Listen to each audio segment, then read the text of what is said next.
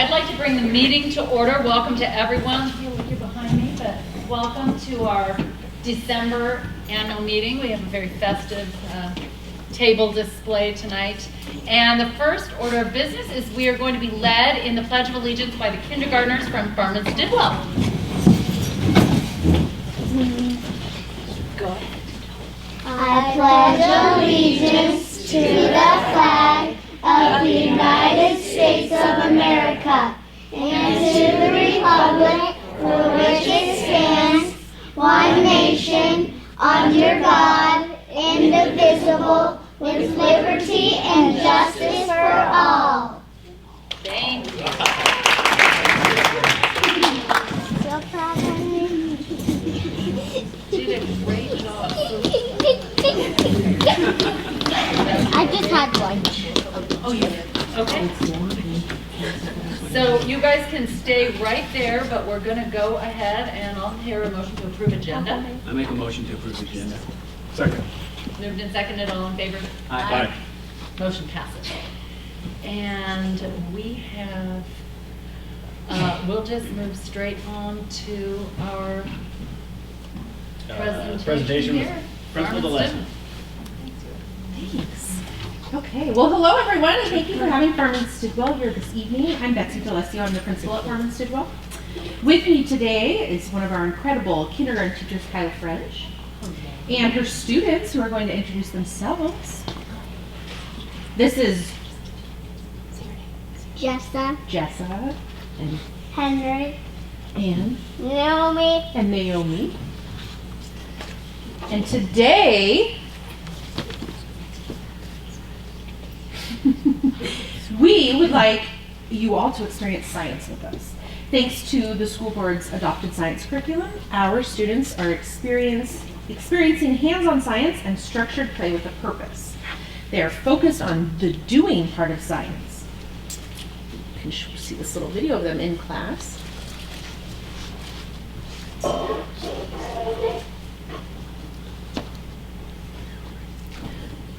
And this is one of the experiments that they'll be showing us today. The objective is to push, pull, and go. This is the push, pull, and go lesson, and they're going to share it with all of you. And we're going to put you guys to work. But first, we're going to review some essential force and motion vocabulary. It's delayed, but it's coming in front of us. There we go. This is right from the curriculum and the lesson. So force, pushing and pulling to make things move. Motion, when something moves from one place to another. Pull and push. And those are the four essential vocabulary words for this lesson that our friends will be sharing with you. The Wi-Fi is... Now we're going to see a movie. All right. Yes. All right. And here's one more example from in their classroom. And this is Naomi.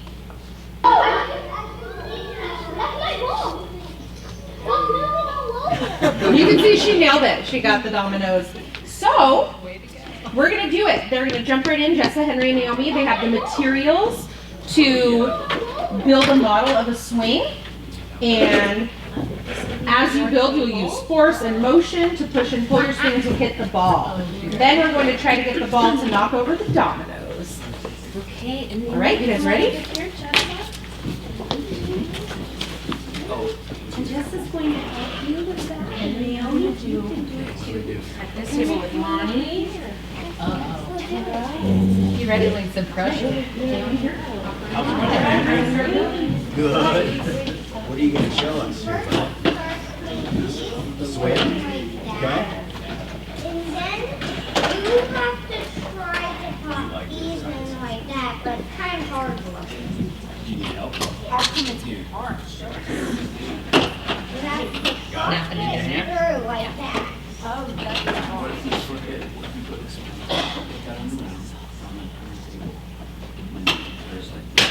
There you go. Does that work? There we go. So what they have is a little inventory sheet that shows them the parts that they need to engineer their model. And so they're building this lesson is push, pull, swing. So they're going to build a swing to then force the ball to hit the dominoes that will spiral down. So a lot of fun and a lot of trial and error. So it takes us a while to build with models and then work with partners and do a fantastic job together. It's a lot of fun. It looks like that structured play piece that we look for in the kindergarten classroom. So, all right. So we're going to swap this out. Oh, it's the wrong one. Now we're going to let you guys try it. So we wanted everyone to see the productive work that you have them already prepared so that they can go like. So just hooking it up. Justin, you guys want to set this up? Those supposed to go in the middle. Okay. These supposed to go in the middle. Yeah. And like that. Is that how you want to do it? See how this fine with me in the I middle? need a few.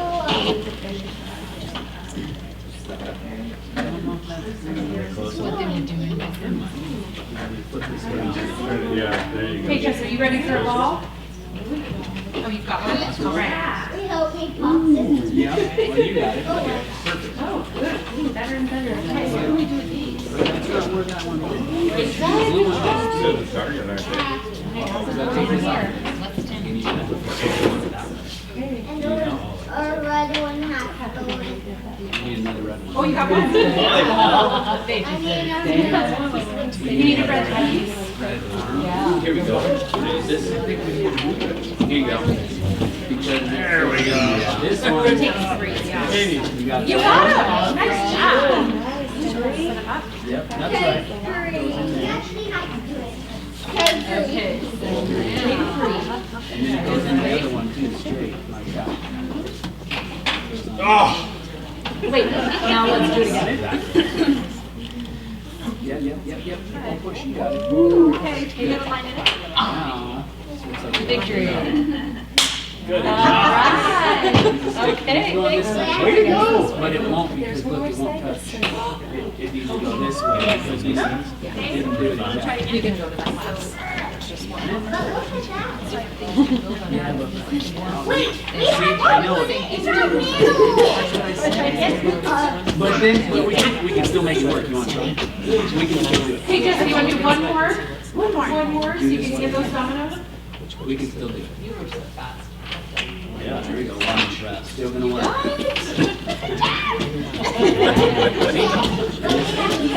it'll still. We'll build this You want to do it like that one? All right, that's it. All right, thank you very much Thank for you, giving us guys. this opportunity. Yes. Quick, Some of our science. Okay, here, do a couple. Thank you very Thanks, much. kindergarten Yes, class. yes, thank you. Can we give the kindergartners a big round of applause?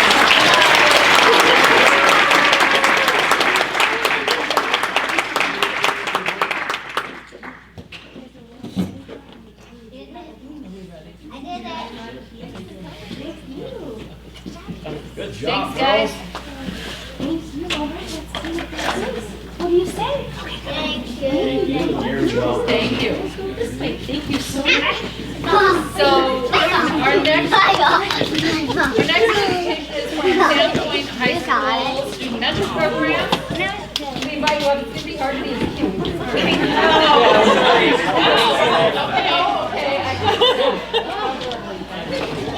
We get to build something. This is gonna be boring, like. No, I'm just kidding. No, this is not going to be boring. Welcome. Thank you.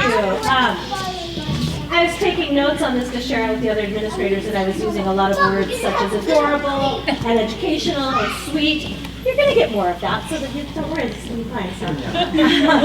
I'm Jackie Crossingham, and I'm here representing Sandpoint High School tonight as their principal. We have Assistant Principal Carrie Grenier in back. It looks like we have some staff members as well. But I would like to introduce you to Mrs. Erin Roos, and she runs several classes at school, but one that we're going to showcase tonight is our Connections leaders who do a class called Mentors. And so I'm going to turn it over to Erin and then the mentors to share with you a little bit more about some of the wonderful things happening at Sandpoint High School. Yeah, thank you so much for letting us have a few minutes. I'm thrilled to have some of my best and brightest students here. They volunteered to come here. I asked like several, thinking 2 or 3 would come, and all these guys were like, "I'm in." So we're like, "Yes, good job." That's good. Yeah, they are adorable. They're enthusiastic, and they really believe in what they're doing at SHS as far as creating a culture that everyone enjoys to come to school and feel safe and happy there. So I'm just going to let them take it from here and explain what we do as a program. Thank you. All right, so I'm Lily Carlson. And I'm Leila Owens. And we're returning seniors for the Mentors program. And we would like to start by just addressing some things that we noticed post-COVID at our school. So what we first noticed was how friend groups were very close-knit and were not very welcoming to newcomers because people were just afraid to meet new people, and because of the fear of the virus and just fear in general of, making new friends because they've been, separated for so long from each other. And we also kind of noticed how grade levels weren't mixing. They were separate freshmen, separate seniors, like nobody was branching out away from their own class. And with that, there became a noticeable anxiety with talking to strangers and talking to teachers because they didn't know anybody and they were too afraid to make those connections.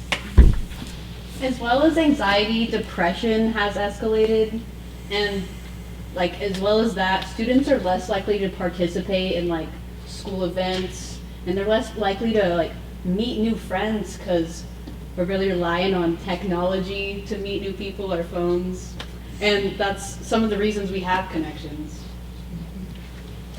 My name is Kelly Whitney, and I am a senior at Sandpoint High School.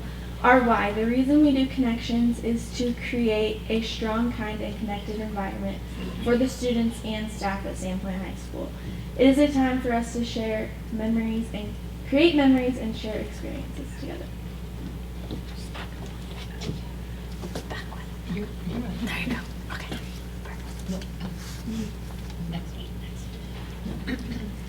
Okay, so one of the things we noticed that we thought was really important about those post-pandemic observations was we had to figure out a way to build those connections because of how important those connections is, whether it's with your students and your teachers.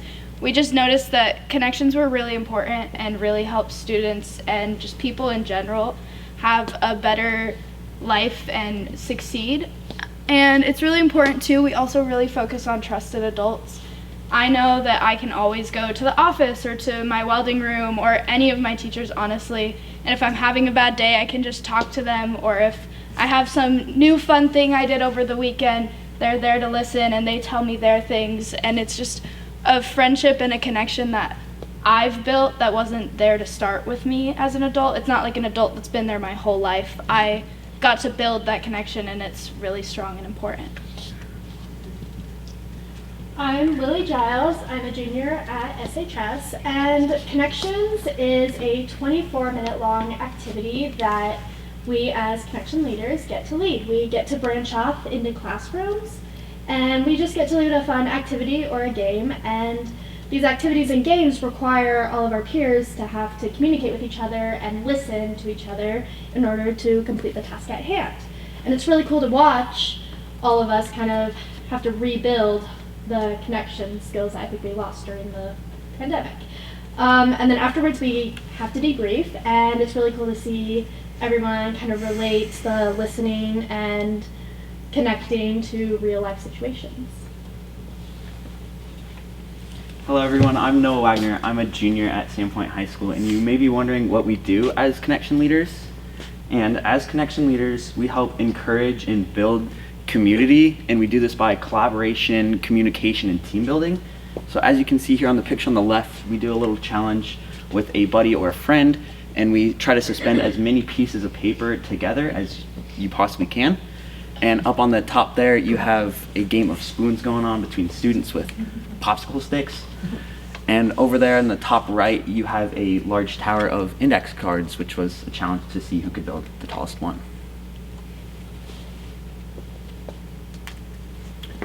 All right, I am Slate Fergoso. I'm a senior. What you see up on the screen is our freshman quartet.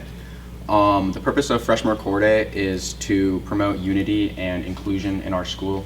Being a freshman coming to Sandpoint High School can be a scary experience. I know that when I was a freshman, I looked up and I was only 9th grade.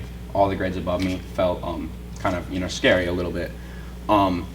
So we have a guest speaker, Greg, who comes in, and we do a bunch of activities with him along with the mentors doing mentor-led activities.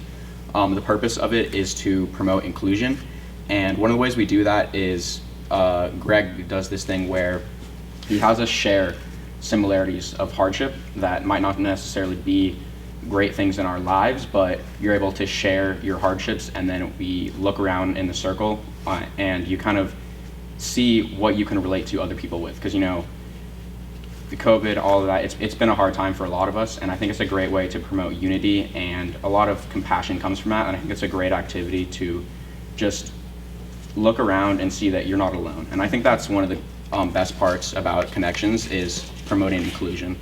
And then along with that is the thankfulness challenge that we did, just promoting being thankful throughout our school. And then along with that are just activities that we've done. So we had a movie night, and then we did a root beer float day, as well as just pride assemblies over on the right. We handed out thankfulness pencils, or more like encouragement. And that was a good thing to do before SAT day. And then down on the bottom is just signs that we made, and we stood out in the front of the school and just brought smiles to people's faces. And these are some videos we have for you, just a little preview of what we do as Connections leaders. This is just little clips of our Connections that we're going to lead tomorrow in class.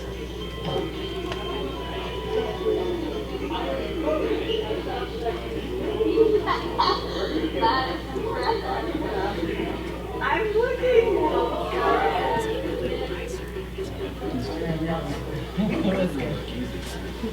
It did make it look easy. Are you going to do that?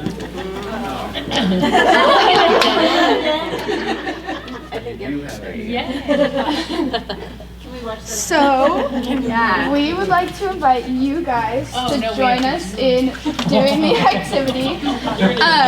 We're leading this one tomorrow, and we wanted you guys to see what it was like to build connection. There's 6 strings. Okay. When do I start the timer? Oh, I can start right here. Oh, I'm So,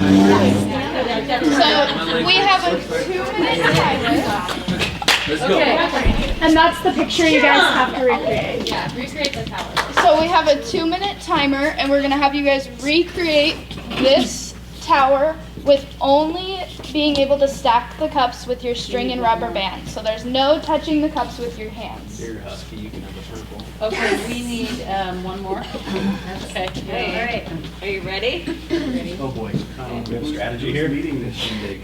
Wait. Is that? Are you allowed to do that? It was already there, dude. It was already started. Okay. Come on, friends.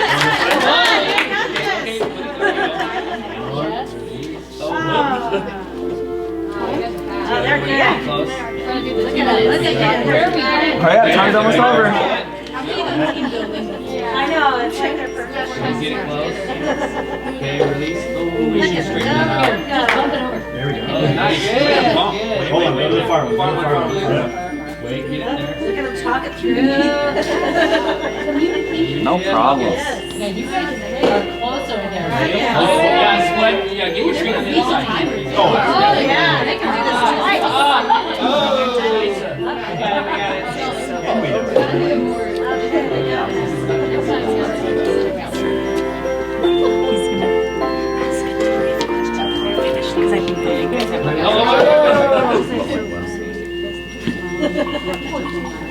Look go.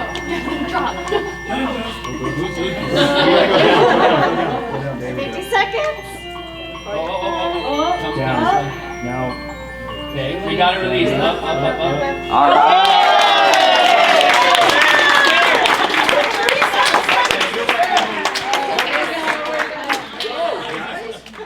Clearly you guys have good connection. That is a functional school board. Yeah. ahead, Alright guys, so what went well for this challenge to be so successful? Obviously, we Communication, yeah. That's a It big actually helped when I stopped talking. It's Yeah. good to know your So there's some Good listener. You were a good listener. We had a little strategy there that we figured out to do the farthest one away. Yeah. Right. So we're not in our own way. Perfect. Communication. Yeah. Everybody perfect. listened to everybody. Nobody was super bossy, or I think everybody was listening to She was everybody. kind of mean. Yeah, I don't know. That was bossy. I think Lonnie got kind of bossy. Yeah, Lonnie did, but that It was was okay. He took okay. the leadership. It was needed. Stepped in when needed. So what could That have was gone fun. better for that challenge? Like how can you make it under a minute? Round 2. Practice. Yeah, we needed like a trial run. Practice was definitely. Practice makes perfect. Yeah. Permanent, We're yeah. pretty good about it. Practice makes I'm surprised we got it. You guys did it pretty quick. Well, that was the easiest picture. Yeah, we saw where you guys were ducking under, Yeah. turning Yeah. over. Yeah, that was Noah and I. We were kind of. Yeah. We're pros. I'm Well, these impressed. are just some of the amazing students at Sandpoint High School, but this is a snapshot of our connection leaders and the efforts that they're really putting forth to help build a positive climate, help to bring students into a great space, learn to communicate. I could hear them using all those key words when they were watching YouTube. Look, they're listening to each other, and I was super excited just watching their excitement, and that's part of what we're building and bringing to a positive experience in our connections time. So once a month, we are working on that with them, oftentimes even more so. If you have any more questions, please feel free to contact myself. I put Erin's number on there, or our email address too, but we are just super excited at Sandpoint High School for all the positive things that are happening. So one of your slides said how many mentors there are. Is it like 45. 45? And it's across all grades? Only Mentors are juniors and juniors. seniors are Just mentors. juniors and seniors? Yes, but we mentor all the grades. And you mentor them. That's really great. All at the same time. And they have 1,082 students as of Friday. So 45 of 45 those. of it, yeah. If you're there tomorrow, you'll see it. Is it a requirement to be in this program to be on student council? Or No, this is are the student separate. council people in this? I think we have one mentor who's both student council and connection leader. Mhm. Nice. Well, thank you very much. Thank you very much. Yeah. Thank you. No, it was in that. Yeah, Merry Christmas. Yeah, thanks, guys. That was really great. Good job. I'm proud of you. So, Yeah. our next agenda item is our superintendent report. And I just have a quick thing to say on behalf of the board, and I'm not sure if the entire community knows, but we are just so proud as a board that our superintendent, Dr. Becky Meyer, was selected to be on the state superintendent transition committee for the new state superintendent, Debbie Critchfield. And it's just such an honor for you. You know, you're one of only 22 people statewide, and we're so glad to have representation of Little North Idaho down at the state level, and I think it just speaks volumes for how well respected you are in the state. And I know all of us feel that way, and I'm not sure if the whole community knew, but they definitely should. So, thank you. Well, I'm honored to have been able to serve in that capacity. I actually have a slide on that. I didn't know, board chair, that you were going to say that, but just to let people know that I am able to voice. I've been doing this for a long time, 30 years in education.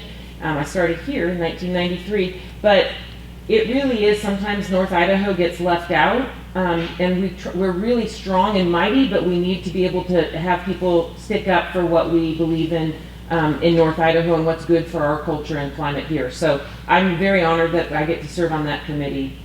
Yeah. So this is, you'll see, Kelly is very proud of me because I did the entire theme for Christmas. I'm not necessarily the most festive person in the world, but unfortunately for my kids, but I mean well. And she motivated and said, "You can do it, Becky." So I've changed all the slides this month into a Christmas theme.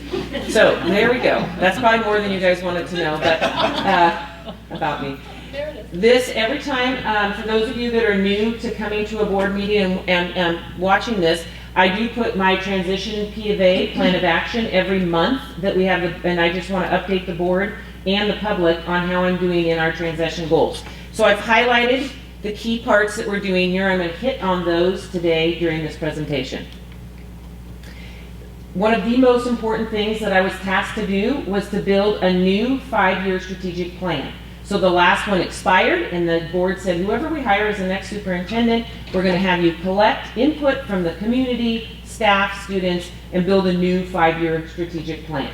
We are well underway, super pleased with this.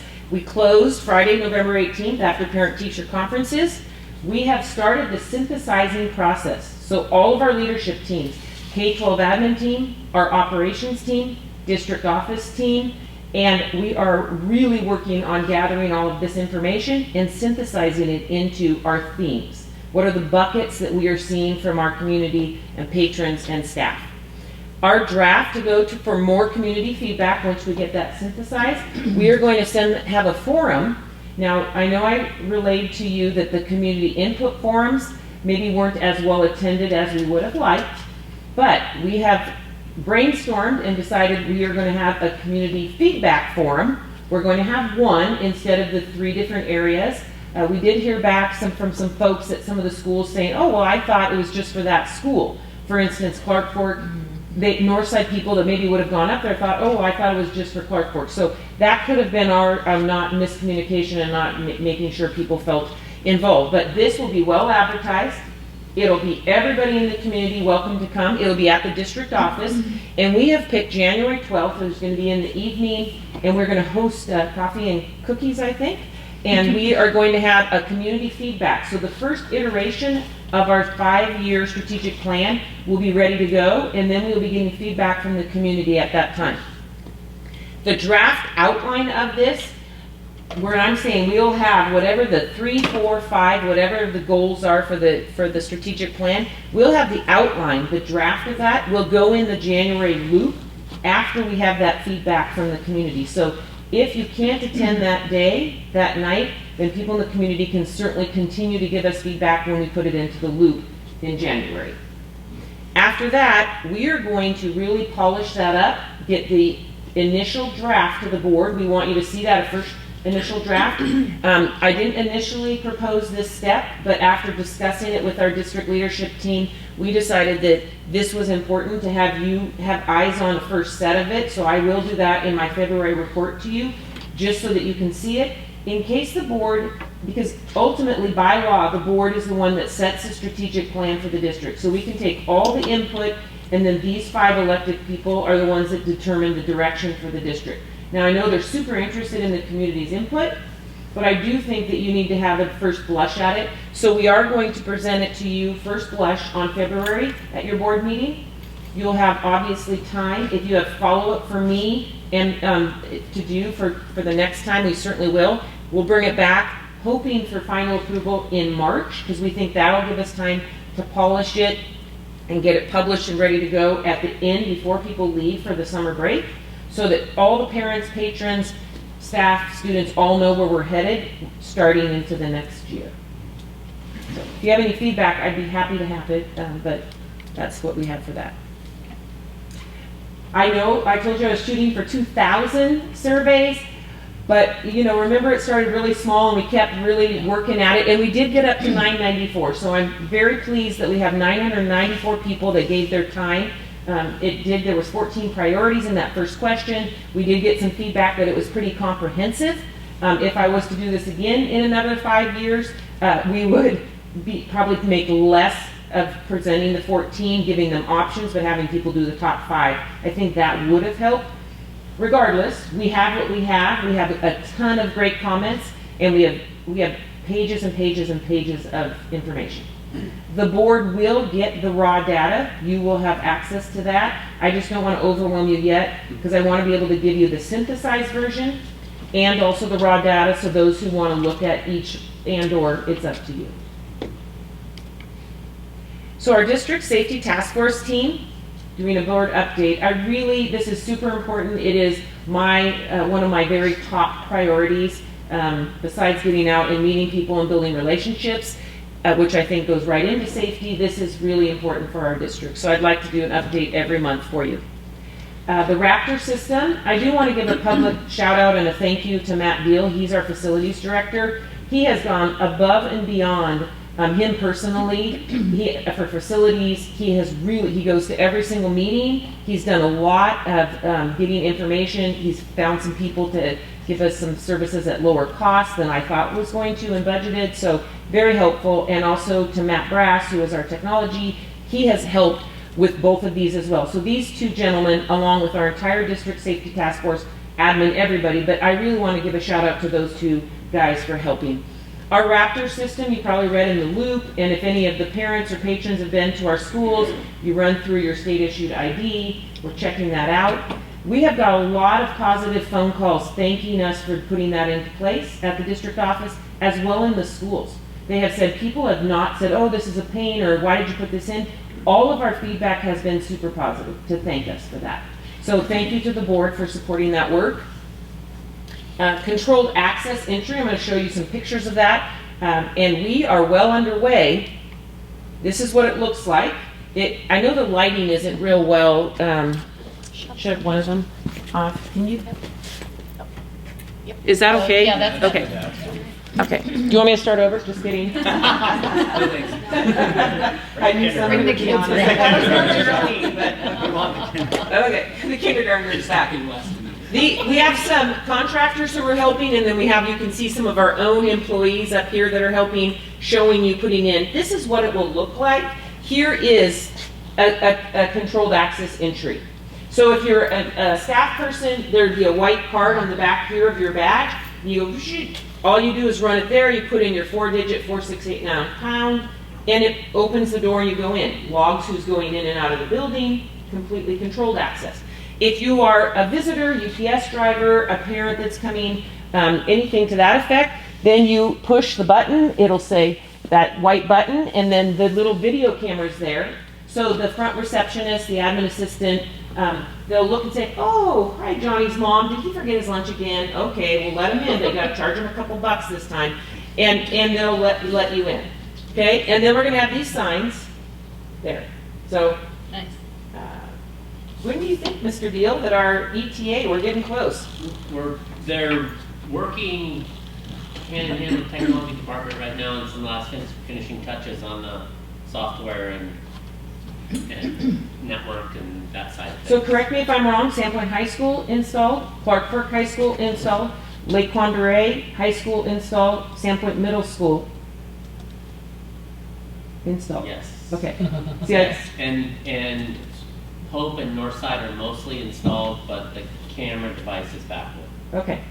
So we're working, and I did relay to you that we started with the high schools. The District Safety Task Force team voted on the priority and what we were going to do in the order of installation based on us looking at the Secret Service's Protecting America's School report and also in the Uvalde After Action report. That's how we made our decisions as a team. Stop me if you have any questions. Now, my goal for comprehensive and collaborative communication, you know that we're doing the Loop. Many thanks to Kristen Hawkins, who is our community relations liaison, funded by PAFE, here in the front office, a front seat here. She's just absolutely professional and dynamo and really is able to relay our positiveness in our district. Here's the November Loop, in case you didn't see it. I've linked it in here because this does become public record and go onto our website. So that's there, and there's lots of fun things in that one. Before I finish there, the December one will be coming out early because of Christmas. We're going to send it out Wednesday, December 21st. So I'll be sending it out there, and I'm going to do another video in front of a Christmas tree because I'm not very good on video, but everyone keeps saying it's so much better to watch that than to read the little paragraph. So I'm growing and stretching, and I'm trying to get better in front of video. So speaking of comprehensive and collaborative communication, I wanted to give a heads up to you that we are exploring school schedules. We really are looking as a group to be able to increase our PLC, professional learning community, professional learning teams. You've probably heard of that as well. Staff collaboration, training time. One thing that staff throughout the entire country will tell you in public education is there's so much time with the students that the teachers often don't have enough time to work together, to collaborate, talk best practices. How do we help move the needle for our students? Well, that's what this. We're going to try to compress and consolidate, and we're looking at some schedules to be able to keep our time with students, but also to increase the time that the staff works together in professional learning communities. So more to come. We're just talk with some admin, we're talking to staff, we're going to get some parent input, and we will report back to the board. But I just wanted to make sure and make that announcement out loud. Thank you to Chair Lewis for letting me know. I am the transition. I'm one of 2 superintendents on the team, and I am representing North Idaho, all of North Idaho, and really wanted to represent us well and speak for our values and our what we have for priorities up north here. So thank you for that. I do also want to thank our 2 new legislators. They have both reached out and met with me, and we have even scheduled Senator Herndon and Representative Mark Sauter. We are going to be doing a tour because they asked about facilities. That's a big issue in the state. And it's also, as you know, a big issue in this district. Good. CFO Cole spoke to that when she did the presentation on the budget, and talked about the last time a bond was passed, plant facility, and some of the deferred maintenance that we have in this district. So not that we're going to solve it overnight, but I feel very hopeful that these 2 legislators, they're wanting to go already next week. They're going on a tour, and we're going to do Northside and Sandpoint Middle School. Starting with those 2, which have scored the lowest when you look at the building condition evaluation forms.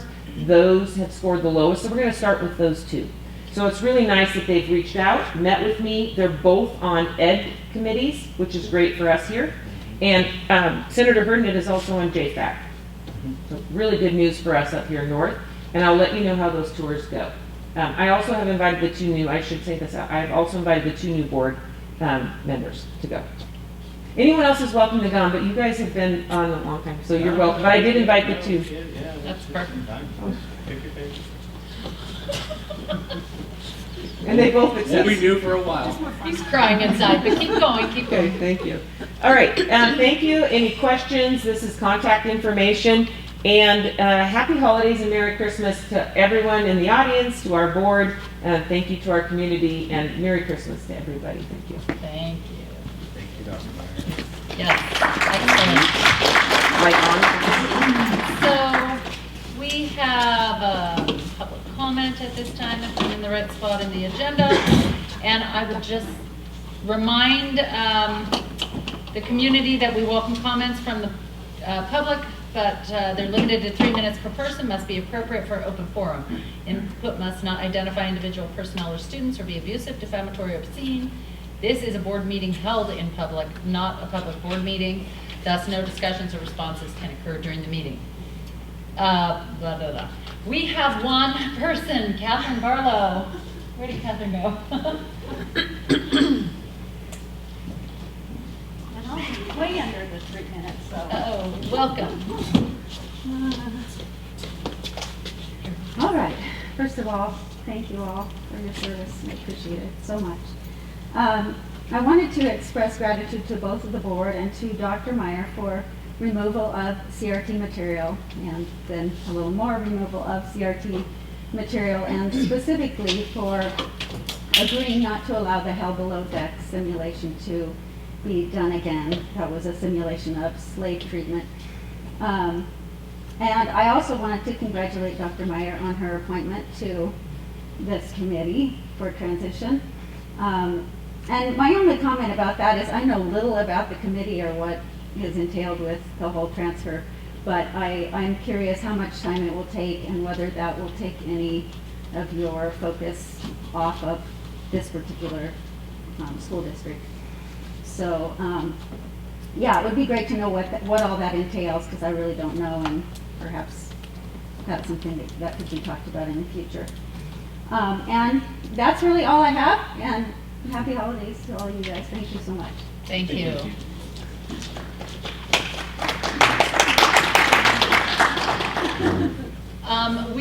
We do not make comment during public comment, but I would like actually to go on record to just give you a chance.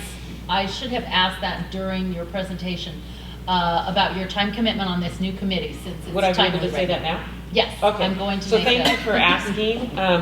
And I can also put it in the loop so that the greater public knows that as well, because I think that's a valid question for everyone. There's 4 meetings that I'm doing. I'm actually signed up voluntarily for a 5th, which is CTE focused. One of her campaign promises was CTE, to increase the CTE and financial literacy. I'm voluntarily also go on that committee. These committees are in the afternoon, and there's only 4 that I'm committed to. The introduction one, the budget, I'm on the budget subcommittee, K-12 budget committee. I voluntarily signed up for the CTE one, and then a final one. So there's only 4 of them that I'm going to be going to. And they're in the afternoon. They're scheduled for an hour and a half, so it's not a ton of time. I'm doing a Zoom, so I'm not flying anywhere or using any funds for that. I also...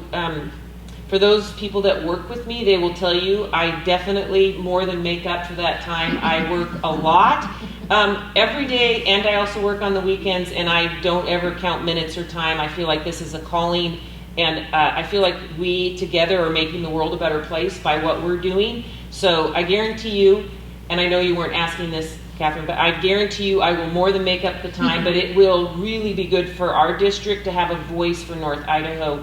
I feel really blessed that we are the ones that I get to talk for our district and also the rest of North Idaho. So I think it's well worth it. But yeah, I appreciate the question, really. And thank you for adding that. I meant to ask during your presentation. So at this time we'll move into the board content, and actually the first thing is a little bit of a recap on the ISBA. As you know, we go in November to the convention. All of us were there, which was really actually some board building. I'm sure that's why we did so well on our team activity, because we spent time together building our board relationship.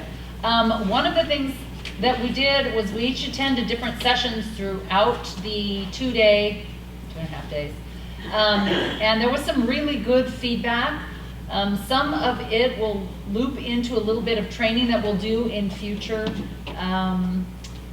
Each of us attended different things, and I'm not even going to try and pull out my favorite thing because there were so many sessions and they were all great.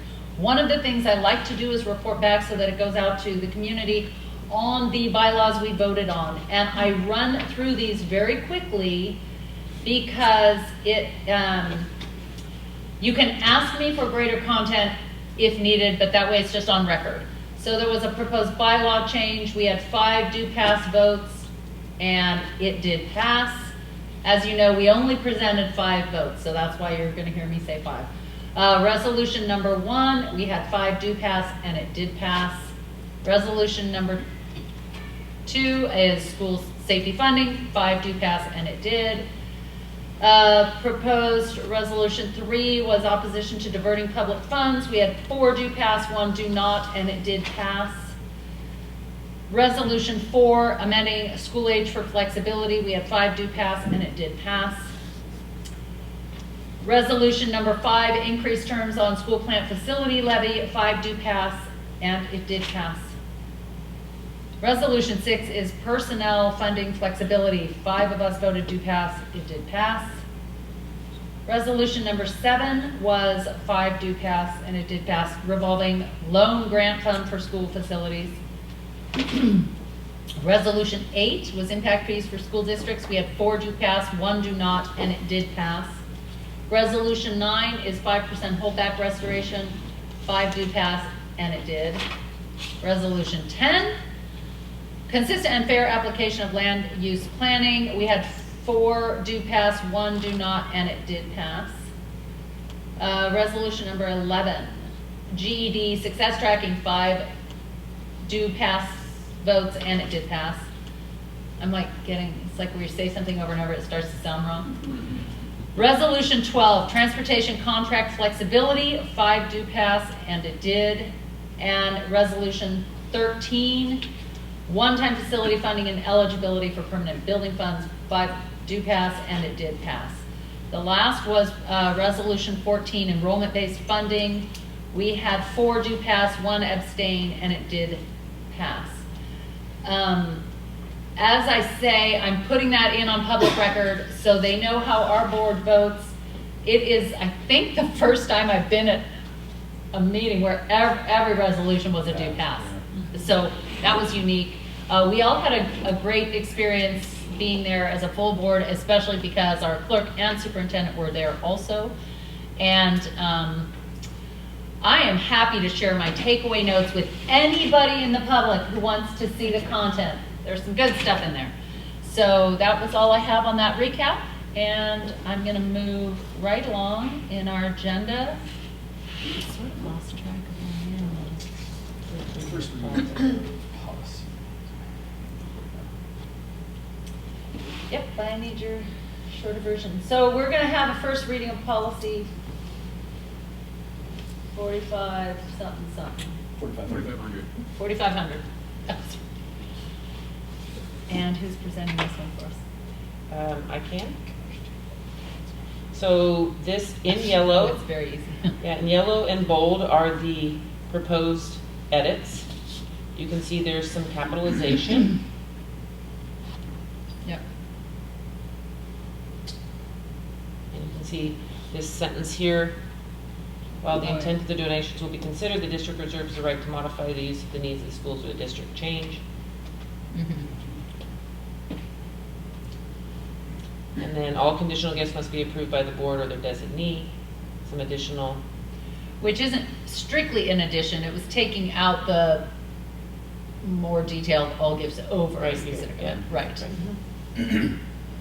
Okay.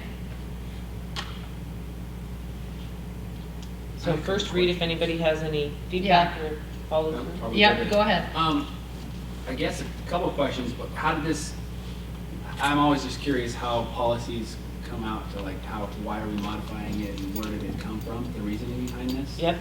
So first question. Second one is, since I'm talking, it says revised on 1/10/23 at the very bottom. What does that mean? Is that a misprint or am I reading it? It will be. Oh. That is our, so it was first adopted. There have been no revisions between now and then, but this is printed up as a first reading in how it would be. So that's why we're approving that as well, and that's why it's part of this document. So that's what you would see. Have they all been that way and I just haven't Yes, but noticed that's that? okay. That's great. That's good. You thought you fell asleep. Good question. Thanks for letting me know that's not a typo. Good question. And Anyway, so back to my actually first question. content, so this was adopted first in 2005. Yeah.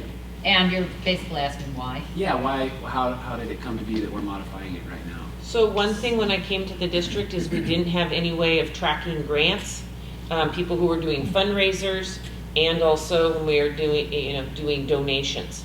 One thing that I felt like we needed to have some oversight over that, just so that we could track it. Sometimes grants have matching funds, and people have accepted grants. We haven't read the fine print, and nobody at the district level even knows that we have a grant. So it really is a communication piece, and it's kind of streamlining it. So I started it. We have a form that people fill out, whether it's a PTU, PTO, a staff person fills that out. It collects a master spreadsheet, and it helps us with that. So that was the initial reason. And then seeing here how this said the district will not assign, all gifts over 1,000 on a conditional must be approved by the board. That could delay a donation when somebody is wanting to give a donation to the school. It would delay principals accepting that. So instead of waiting for the next board meeting and getting acceptance and then saying, oh no, we have to give them money back, because typically we accept donations when they come in, because they're usually for legitimate reasons, which we will ensure. But this allows me to be able to be the designee and be able to say I will take that donation.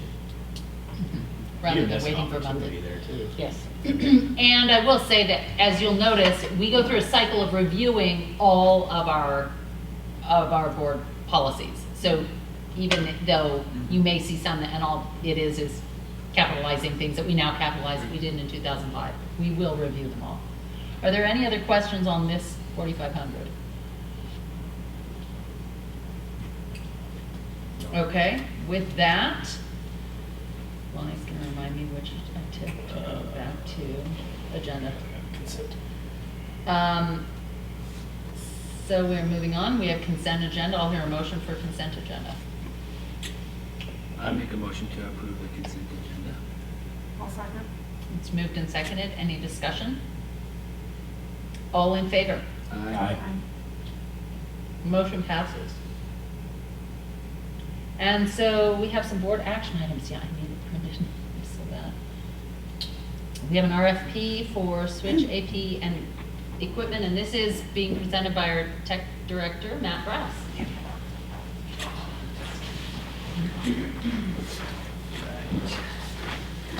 A little bit of time. So this is just step one. We're asking permission to go out for an RFP, request for purchase for networking equipment for the district. We have, right now, we're going to go out for, I believe, 42 access points. We're going to go out for 9 managed switches and 11 core switches. And the reasoning, it kind of goes, each one goes in a little bit different, but when we laid out the 5-year technology plan, the idea is in the last couple of years we've really gotten caught up and we are in a really good place network-wise. And so the idea is to be responsive, not reactive. We want to make sure some of our equipment, like our core switches, next fall they'll reach their end of life, which means that they may still work for a long time, but we can't send them in for free maintenance if they go out. We can't get replacements for them if they go out, and they stop updating them with security updates within the year. So we want to make sure that those are replaced and updated before that happens.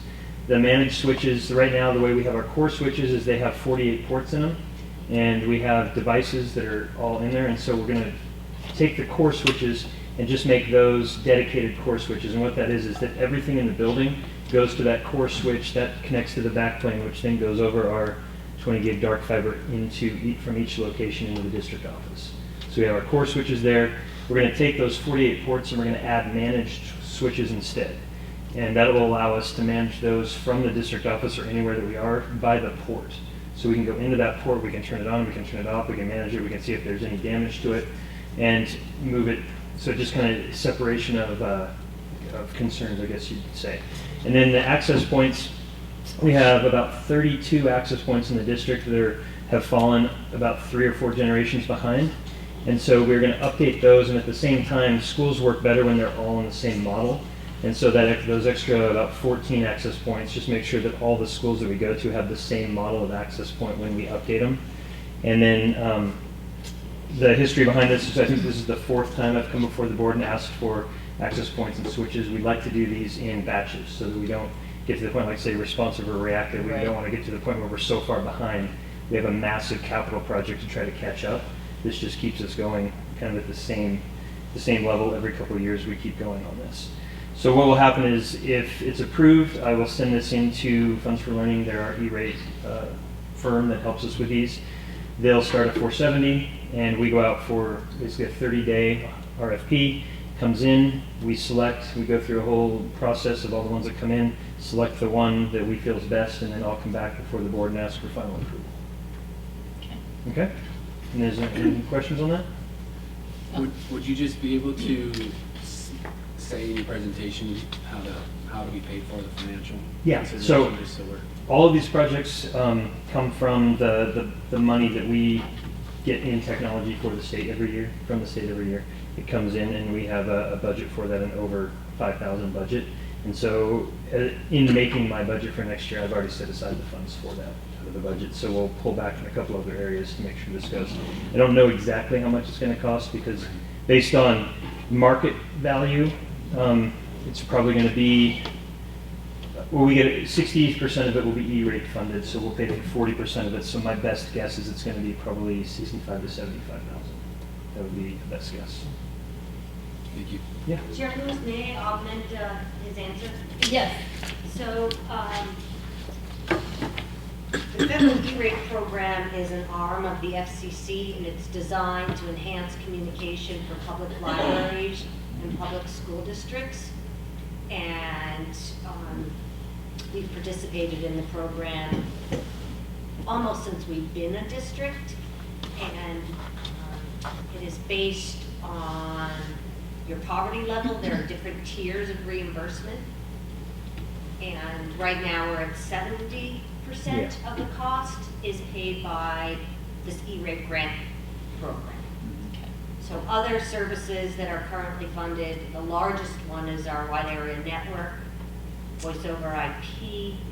No. Voice over IP is not Okay, covered yeah, anymore. So what are the other three? WAN is the biggest WAN. by far. Right, and that's hundreds of thousands of dollars we're receiving currently through the E-rate program. And that's our category 1. It's broken into category 1 and category 2. Category 1 would be like internet services, and then category 2 would be more physical in building, things like our networking equipment. So this would be a category 2 project next year, and we are on 70% right now, but as of July 1, if our current numbers stay the same, we will drop to 60%. So we budgeted for that as well. Thank you. Yeah. I'll entertain a motion at this time. I make a motion to approve the request for proposal for switch AP equipment as presented. A second. It's moved and seconded. Is there any other discussion or questions? All in favor? Aye. Aye. That motion passes. Thank you. Thank you. And we have a facility use fees discussion from Facilities Director Matt Neal. Oh, and Thank you for having me. And- And I thought it was a great opportunity to bring along Gwen Vickerson, who's the admin assistant for the department.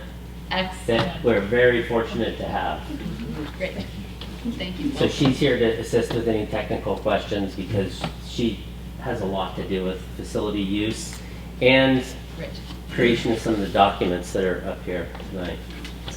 So, a little background. We have software where youth groups can request to use the facilities. That all directs to the schools, then through us. We handle all the billing, make sure they have insurance. The fee schedule has been the same since I've been here. I can't find any records of when the fees were last adjusted. So the current fees are at least 11 years old, which the district has made an effort to keep the fees reasonable so that the facilities are available for the community members. So we're a little behind on the rate because it is nice to have a little, payback to that. And what we're asking for is for an increase is not to make the district whole. These fees we're requesting doesn't make the district whole in relation to our cost to maintain the buildings, but it helps a little bit. So that's kind of an overview. And then the fees, the proposed fees are up here, and then there's also another document that has comparisons. Dr. Meyer asked us to compare to other districts. We compared to other districts, and then we did dive into our operating costs as well to see how that related, because we didn't want to stand up here and have anybody think that we just arbitrarily came up with these numbers. A lot of thought was put into this. Yep. What we're proposing is still well below what a lot of neighboring districts are, but we're also sensitive to not having a massive increase. And we've also proposed that this become effective July 1 to give user groups chances to adjust, as they assess their rates. Gives them time. Do you have anything to add, Glenn? I'll add that a lot of the admin secretaries, our administrative coordinators in our school district have, talked to me about like, oh wow, our rates are so low. So I've been here almost 3 years in April, and it's just been brought to my attention. Even the groups are like, wow, it's so affordable. And so we have scheduling challenges as it relates to external user groups and even our own internal groups with not having enough field space and gym space, and the city of Sandpoint has raised their rates, and some of our other competitors within our city have raised their rates, and so we get an overflow of people wanting to use our facilities, and we run out of space. Honestly, we did a scheduling meeting today with the community where all the user groups come, and they're just like, there's nothing left for us. And then another part of my job is I help pay the utility bills for the school district. And as we all know, the utility costs are just going up. And so I spent 6 years of my career working for Schweitzer, and it's a different mindset in group sales where you're making money. And then I came here and I'm like, wow, Matt, like $4 to rent a gym for a whole hour. Like, how do we even turn on the lights and pay for that bill when I see the bills and the rising costs? And so we just felt like it was, and with Becky coming on board, that it's just fair to at least start to look at that in terms of the costs, the real costs. And the groups are well aware that, we've been probably the lowest in the community. And what Matt and I kind of, talked about and what we are presenting is incremental costs, not to just double, triple them, but to incrementally, in a couple of years, maybe do the same process and look at it more regularly than every decade. Yeah. Excellent. Are there any other questions? So the cost that we charge now, like what percentage of our overhead does it cover? That's Okay. on that. Is it on there? That's it. I didn't see that. Okay, so If you look at the comparison. yeah, this one. If you bring this, I'll just rattle off. It's hard to see, but those last columns kind of relate to. So I'll just rattle off an example here. So, of a small gym for 1 hour of use time is about $16 to maintain it.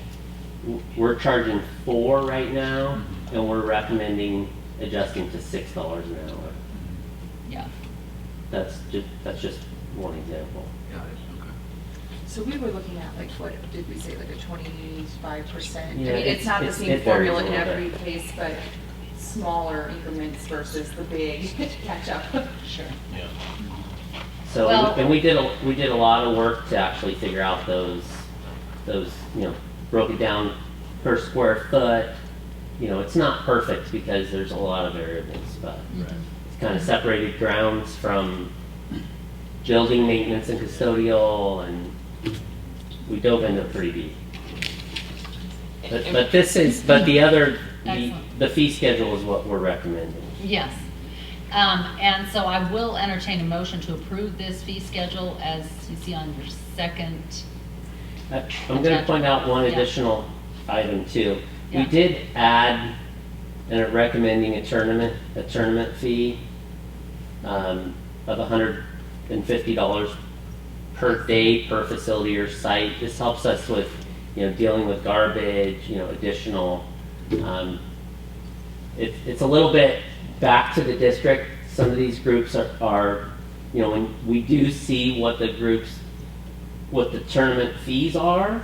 Yeah. And if there's 100 teams coming to town and each team is paying $300, it's a lot. So, you can help for a little some of bit the back to the costs. school Yeah. district, that I think is fair. 100 teams is quite large.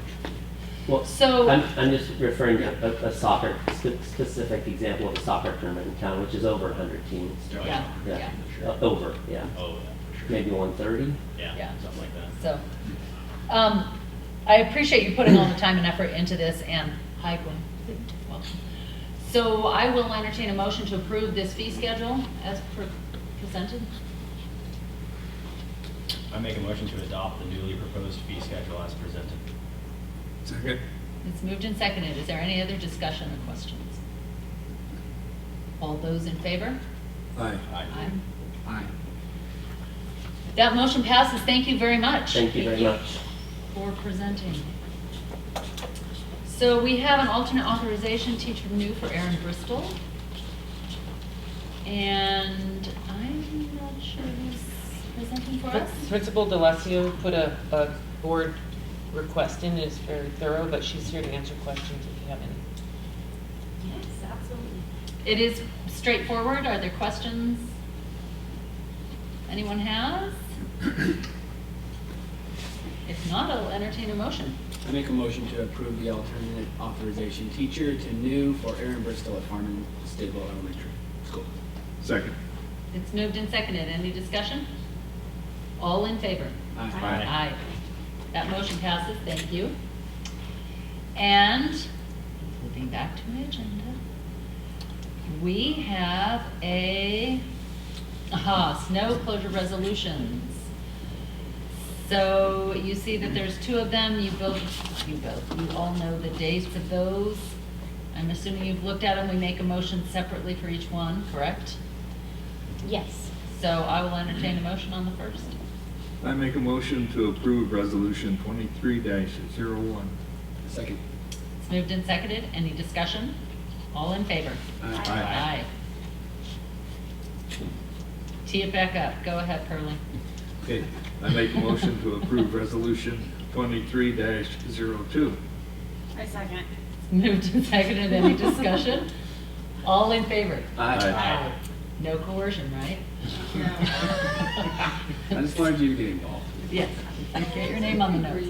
So we're going to move on. We have a Ready Gen curriculum discussion, and I will let Superintendent Meyer introduce this. If you recall, we had gotten one more book to review. We had a chance to read it, and with the thought there would be some discussion tonight. So. Yes, and this was one of the ones that was on the summer reading group that I read with. There was, and I didn't think it met the letter of the law for CRT, but we did have a discussion last time, and I thought myself and Trustee Peters thought it would be great if the entire board read it and then could make a determination. So I'm happy to entertain more discussion about it and do what the purview of the board is. Sure. I will open it to discussion, and what I would recommend is that everybody has a chance to at least make one comment if they want. I'll finish with mine. I don't want to lead in. So go ahead if anyone has any comments. Oh, I'll start. I've already made my comments last time, but again, Yeah. I would support removing this. I think it doesn't necessarily have specific minority or, CRT wording, but there are some heavy overtones in cultural differences and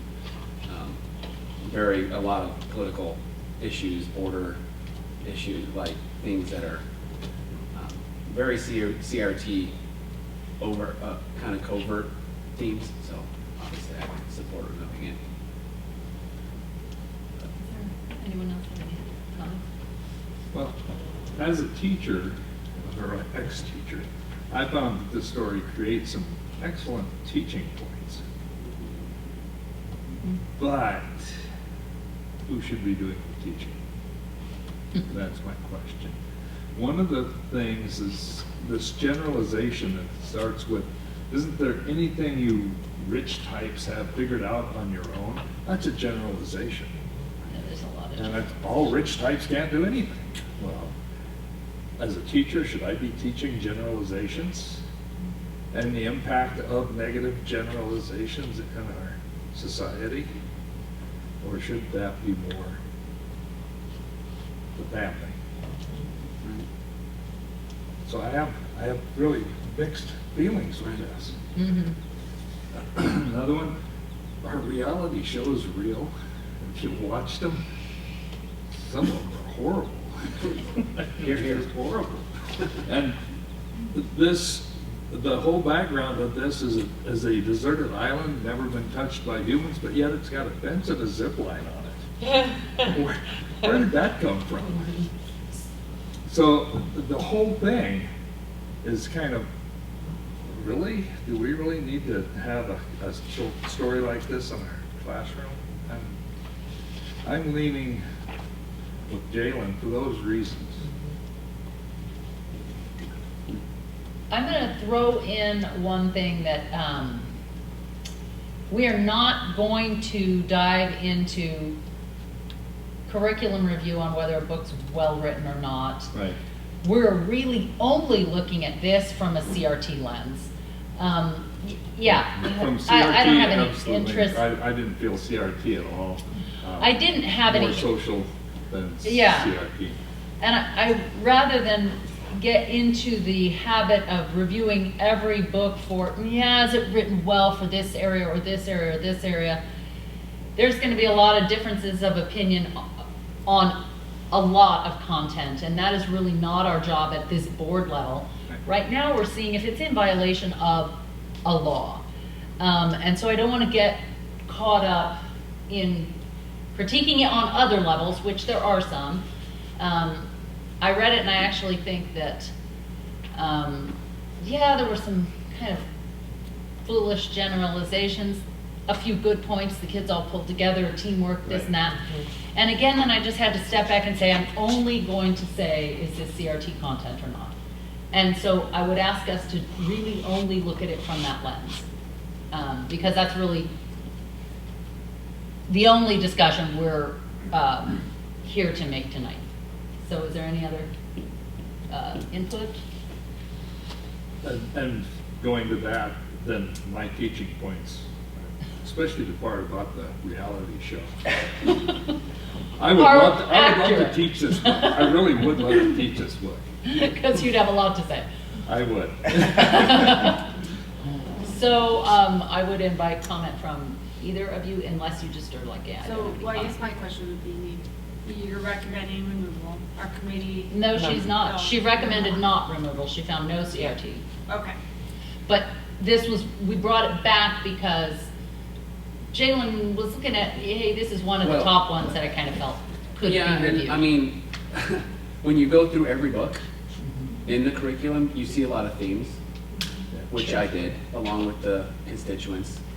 And there are many, countless themes like this where Caucasian people are stupid or not able to complete tasks, or ignorant rich people in this book. And I know it sounds crazy, but when you read it all, when it's just one book for a 5th grader and you're a parent, you're like, oh, it's just one book, not a big deal. Or a teacher, not a big deal. But when you see 50 books across the entire curriculum like this, you can see the themes quite easily. And so that's where I'm coming from. This one was, to me, the Hispanic family was poor and got the swamp. The white family was rich and got the beach, and they still couldn't handle it because they're dumb. So you see it over and over, and so that's kind of where I'm going for. It didn't say anything CRT, but it was very CRT leaning toward that. And I will say it was actually, they made the parents in each group look a little inept, and the kids look smart. That was another comment I would The use theme with was my students. the adults were meeting the guidance from the children, which is true or not, maybe not CRT on its own. Did you have anything you want to add? I don't want to close out conversation So from you two. strictly, we're looking at it strictly from CRT. That, yes. Okay, So. I didn't like the book, however. Right. Setting that aside. Exactly. Okay. No? I have nothing to add further to that. Okay. I would like to say, Yeah. I do want to say that I understand what Trustee Peters is saying. We did read all the books, myself, and I told you about the committee that helped.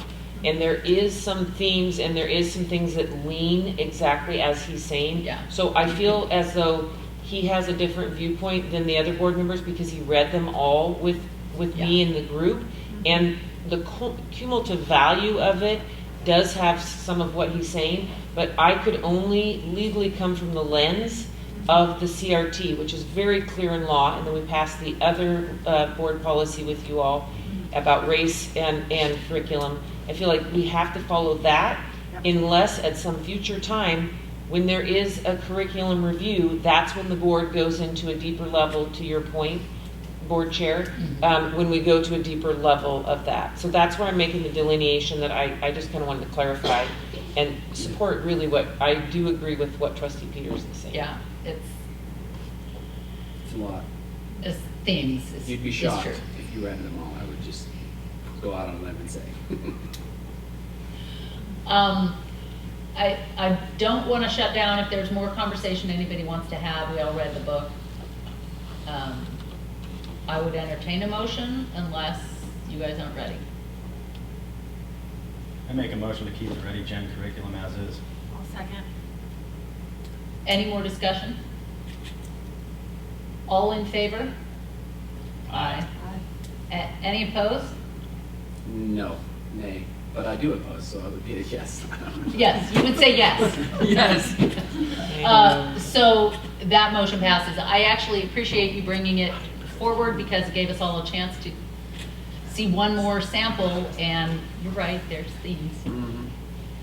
I'm going to move on to, that's the end of our agenda. Administrative announcements. Superintendent, everybody was here. I can't see who's behind me. Administrator. Casey or Andrew, do you have anything to share? We are excited about our science curriculum pilot that we're doing. A new group coming in, and we're trying something new, which is great. I'm excited. Cool. I would add a thank you to that. So elementary was complete and brought to you last year. Now middle level is looking at science, and in those hands-on kits you saw that you approved, the kindergartners were here tonight. We had, through instructional coach Lisa McElroy, the trainers out for each grade level to work through those hands-on kits with the teachers at their grade level, and they're really excited. You helped us bring hands-on, and we've been high support in terms of training. So I thank you to you and also to the teachers who attended the training.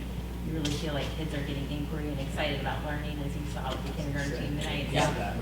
It was a fun week last week to bring the science trainers back to our district.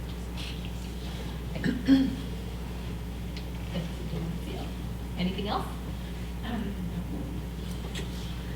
Is there Anyone else for announcements? I would just say that we hosted the Region 1 middle school wrestling tournament last weekend, Saturday, and our team did very well. We placed third overall.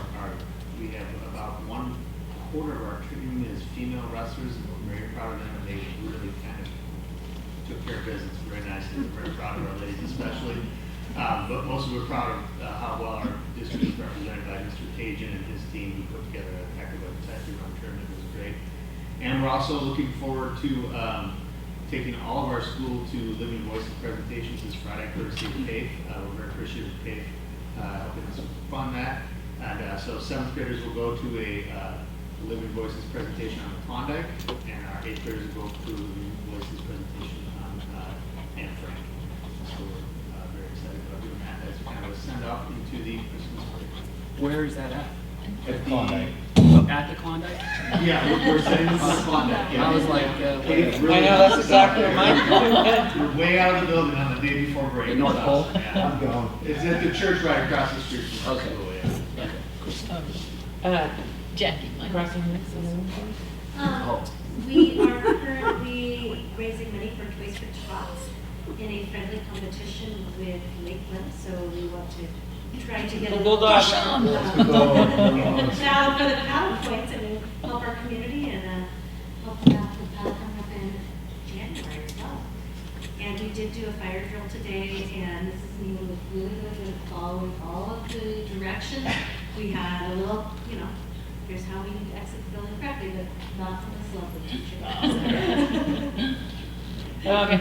I do have one announcement that Geraldine Meyer is going to help me. We have Growing the Trades. We had a follow-up. You heard about that. Geraldine, will you tell them where we're going on our field trip on January 27th? On January 27th, we have 14 or 15 of us who will be going to K-Tech in Coeur d'Alene. So we're going to go firsthand and experience, kind of see what they have there at their K-Tech, which is consortium between Coeur d'Alene, Lakeland School District, and Post Falls School District.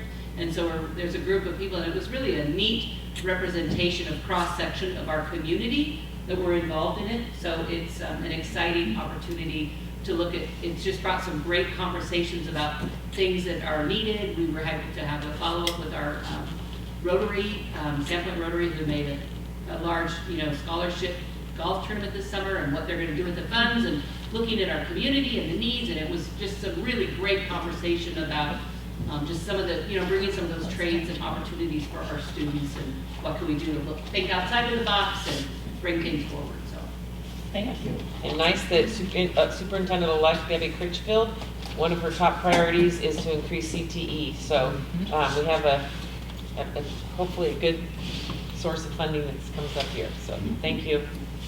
Thank you.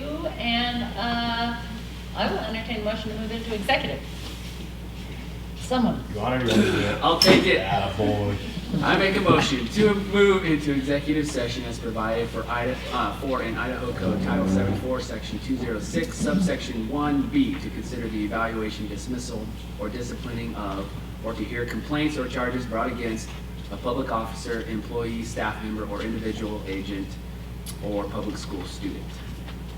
Second. It's moved and seconded. Roll call vote. Roll call vote, Trustee Peters. Yes. Trustee Sherman. Yes. Trustee Decker. Aye. Trustee Williams. Aye. Chair Lewis. Yes. Thank you. The yeses have it. So I hate to ask the community to leave so quickly, but this is where we have to hold our executive, so